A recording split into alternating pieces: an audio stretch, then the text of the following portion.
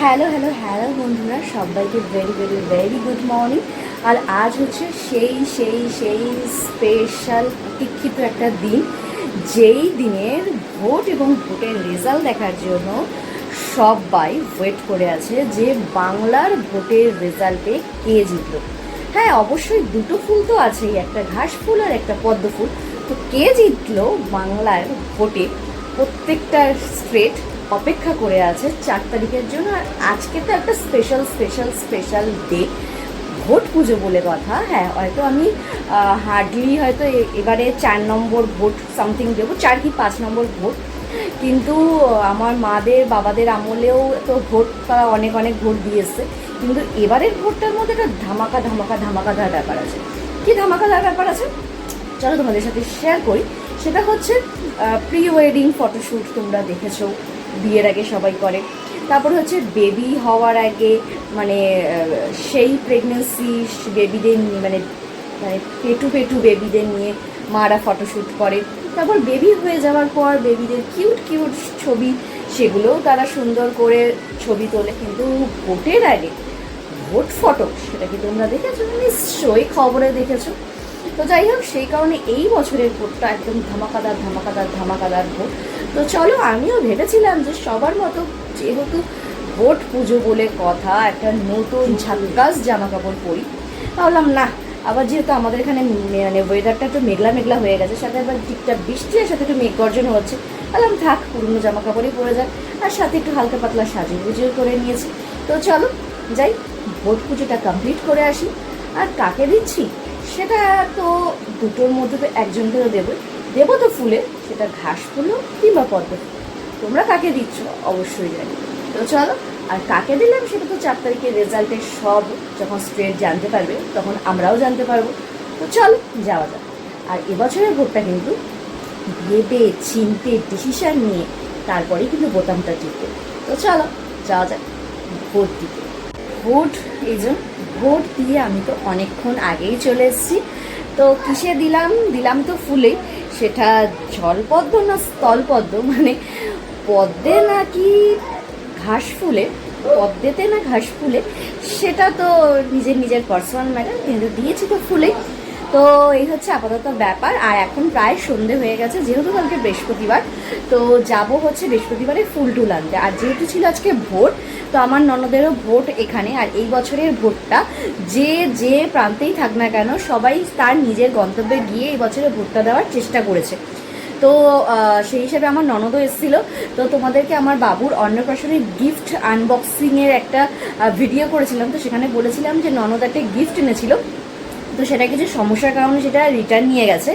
তো আজকে সেই গিফটটা নিয়ে এসছে ঠিকই, কিন্তু যে গিফটটা রিটার্ন নিয়ে গিয়েছিলো, মানে যেটা একটু সমস্যা হয়েছিল, সেটা আর কি মানে সেটার বদলে অন্য কিছু, কিন্তু জিনিস মানে হ্যাঁ, যেটা আর কি সেই জিনিসটা ছিল সেটা নয়, কিন্তু ওটাও একটা লকেট ছিল, এটাও একটা লকেট আর কি।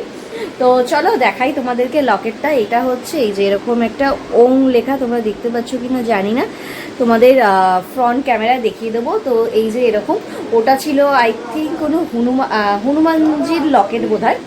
আর এটা হচ্ছে একটা ওং লেখা লকেট, এটা তোমাদের ফ্রন্ট ক্যামেরায় দেখিয়ে দেবো জিনিসটা।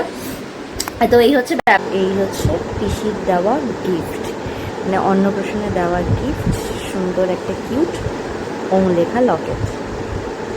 তো চলো আপাতত যাই, বৃহস্পতিবারে ফুল টুল নিয়ে আসি। আর যেহেতু বাবুকে যিনি দেখেন, উনিও গেছেন ভোট দিতে, আর দিকে যিনি রান্না করেন উনিও ছুটিতে, যিনি ঘর পোছেন উনিও ছুটিতে, মানে বুঝতে পারছো ফুল প্রেশার। মানে ভোট দিয়ে আসার পর থেকে 1 সেকেন্ড বসার মতো পরিস্থিতিতে ছিলাম না আর কি।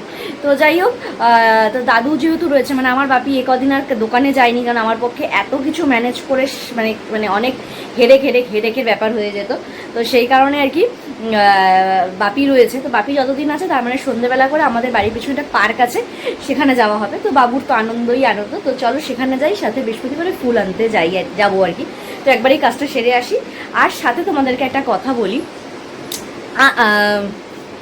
ওই যে এসে গেছে একদম দাদুর সাথে, আর বেশিক্ষণ তর্স হওয়া যাচ্ছে না। তো চলো আপাতত তোমাদেরকে আর কি ঘুরে আসি, এসে তারপরে কিছু কথা আছে, সেগুলো তোমাদের সাথে অবশ্যই শেয়ার করবো। হ্যাঁ, এটা ভেবেছিলাম শর্ট ভিডিও বানাবো, কিন্তু এটা মিনি ব্লগ, মানে বেশ অনেক কিছু কথা তোমাদেরকে বলা আছে। তো চলো আগে বাইরের কাজটা সেরে আসি তারপর, তাই তো বাবা? তো চলো। তো কাল তো আর আসা হয়নি, বলেছিলাম তোমাদের সাথে কিছু কথা বলার আছে। তো যেহেতু কালকে মানে ভোটের দিন তোমাদের ওখানে মানে সন্ধেবেলার পর থেকে মুষলধারে বৃষ্টি কাদের ওখানে হয়েছে অবশ্যই বলো। আমাদের এখানে তো মানে মানে 1.5-2 ঘন্টা যা বৃষ্টি হয়েছে, মানে ওয়েদার একদম পুরো আজকে ঠান্ডা ঠান্ডা কুলকুল টাইপের হয়ে গেছে। তো যাই হোক, তোমাদের সাথে ভাবলাম যে চলো তাহলে পরের দিন সকালবেলা একটু চা খেতে খেতে একটু আড্ডা দেওয়া যাক। আড্ডা মানে কিছু কথা তোমাদের সাথে শেয়ার করা যাক। তো চলো বলি তোমাদের, মানে এটা আমার পার্সোনালি আমার লাইফের সাথে হয়েছে, তাই তোমাদের সাথেও শেয়ার করি। এবং সাবধানতাও অবশ্যই করব, কারণ অবশ্যই তোমরা আমার ফ্যামিলি বা ফ্রেন্ডস বা আমার বোন দিদি এরকম টাইপেরও অনেকে আছো, কেউ দাদা কেউ ভাই, যারা বা আমার সাথে রিলেট করতে পারবে তারা অবশ্যই কিন্তু কমেন্ট করো। আর যারা রিলেট করতে পারবে না তারা আর কি ব্যাপারটা বুঝবে না। তো চলো তোমাদের সাথে আর কি শেয়ার করি। সেটা হচ্ছে মা বাবা এই দুটো হচ্ছে সন্তানের পিলার।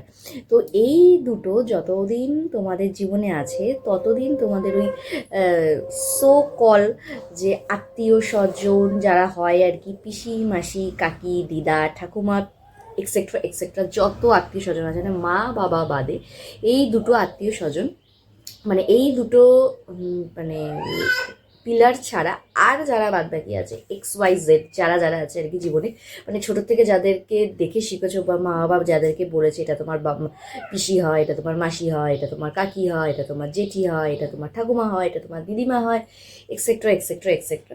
তো ঠিক তারা সেই সময় যখন সেই মানুষগুলো মানে সেই পিলার দুটো যখন তোমাদের জীবনে থাকবে না, তখন তোমরা তাদের আসল রূপগুলো দেখতে পাবে। হ্যাঁ অবশ্যই ধরো সেই সম্পর্কগুলোর সাথে তোমাদের কিছুই হয়নি, কিন্তু তোমার সাথে একটা জেলাসি ফিল হবে, তোমাকে দূর থেকে দেখে ফিসফিসও করবে কিন্তু কাছে আসবে না, তোমাকে নিয়ে গসিপ করবে।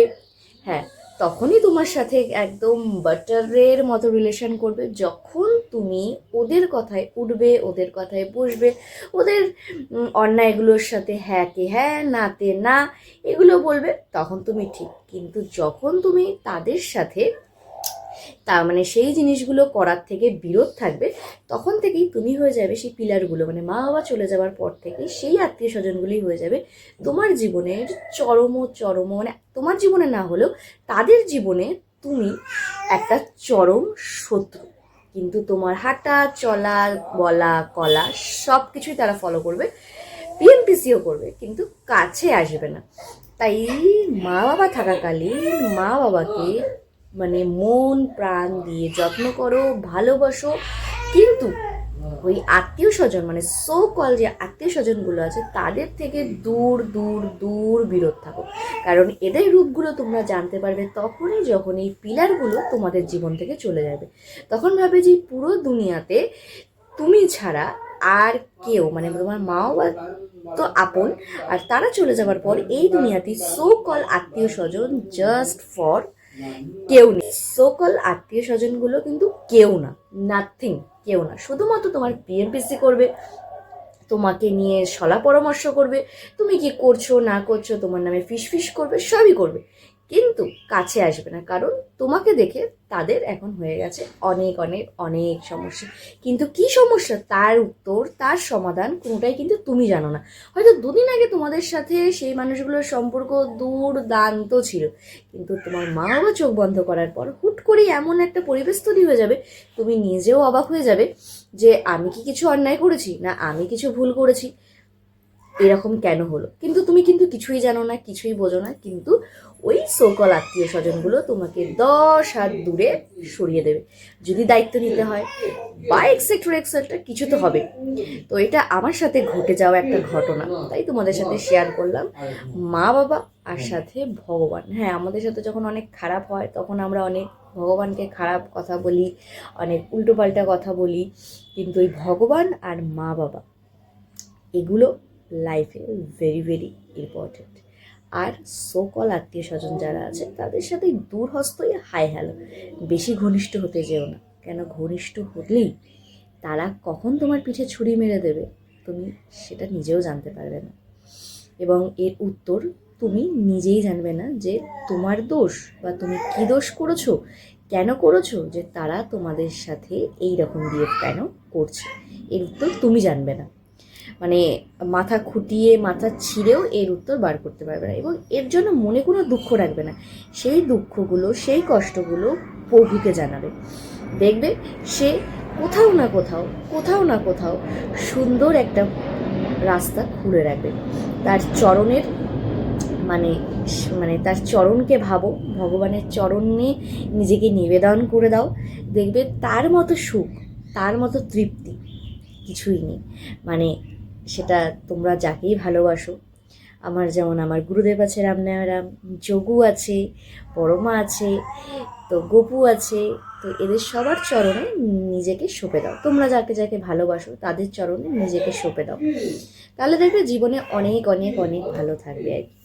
তো এটা হচ্ছে আমার জীবনে একটা ঘটে যাওয়ার ছোট্ট একটা একটুখানি একটা পুটকি কি কথা তোমাদের সাথে শেয়ার করলাম। ভাবলাম চলো সব কিছু যখন তোমাদের সাথে ভালো ভালোগুলো শেয়ার করি, খারাপ খারাপগুলো কেন শেয়ার করবো না। তো এই হচ্ছে আপাতত ব্যাপার। আর ব্যাস ভোট ভোট ভোট ভোট পুজো হয়ে গেল, এবার 4 তারিখের অপেক্ষা। মানে জলে ফুল ফুটবে না ডাঙায় ফুটবে সেটা দেখাই যাক কি হয়। তো চলো, মানে সে যেখানেই ফুল ফুটুক না কেন, আমাদের মতো সাধারণ মানুষকে এখনও খেটে খেতে হচ্ছে, তখনও খেতে খেতে হবে। শুধু রাজনৈতিক দলে যারা উপর মহলে আছে তারা একটু রিল্যাক্স করবে, কেউ নিজের ঘরে মোহর মানে সঞ্চয় করে নিজেকে আরও অট্টালিকায় পরিবর্তন করবে, কিন্তু আমাদের মতো একদম নিম্নবিত্ত মিডল ক্লাস ফ্যামিলির মানুষেরা সেই মানে চাকরি পিসিং করেই যাচ্ছে, ভবিষ্যতেও করে যাবে। এই হচ্ছে ব্যাপার। শুধুমাত্র সরকার বদলালে আজকে এই লাইনে দাঁড়াতে হবে, কালকে ওই লাইনে, পরশু এই লাইনে, এই হচ্ছে জনসাধারণের ব্যাপার। আর কোনো কাজে জনসাধারণকে লাগবে না। তো যাই হোক, যেই জিতুক যাই হোক, সেটা তাদের ভালো, আমাদের কতটা ভালো হবে সেটা আমরা তো জানি না। দেখা যাক কি হয়, কি ব্যাপার, কি বেদান্ত। তো চলো, অনেক অনেক অনেক লেন্দি হয়ে গেছে ভিডিও।